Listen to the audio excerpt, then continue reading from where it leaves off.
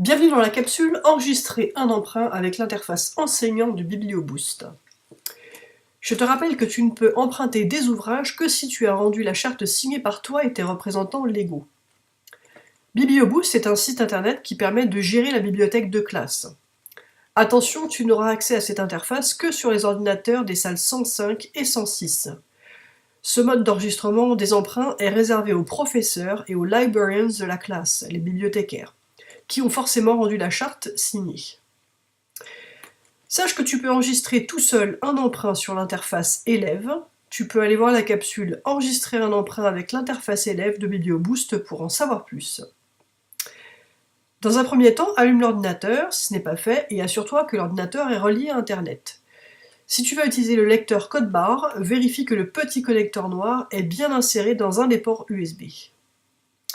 Connecte-toi sur l'interface professeur de BiblioBoost. Il y a un onglet pour aller plus vite dans le navigateur de l'ordinateur que tu utilises.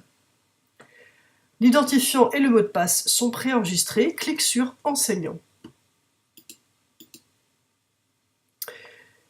Clique ensuite sur les deux flèches vertes en haut à gauche et sur Enregistrer des emprunts ou des retours.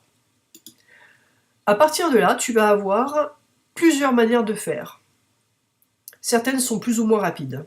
On va commencer par les emprunts.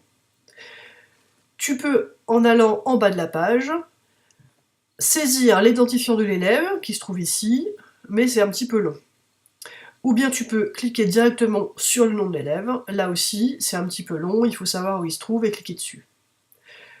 La solution la plus simple est de passer par emprunt et retour de classe. On clique sur C'est parti, et là on va uniquement avoir les élèves de la classe, ce qui fait qu'en un seul coup d'œil, on peut voir l'élève, ce qu'il a rendu et s'il est en retard. Par exemple, on va cliquer sur un élève, et on va voir qu'il y a un retour à enregistrer. Donc pour rendre rien de plus simple, je clique sur la flèche en vert, et le livre a été enregistré comme étant retourné. Pour enregistrer un emprunt, je vais avoir deux solutions. Soit je vais taper directement le numéro que je vais trouver sous le code barre sur la couverture du livre. J'emprunte.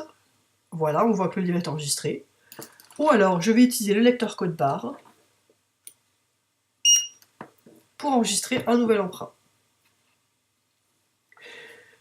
Une autre solution va être directement de taper pour le retour d'un document le numéro de l'exemplaire. Ou bien, là encore, d'utiliser le lecteur code barre. Et là, si je retourne sur l'élève, on va voir que tout a bien été enregistré.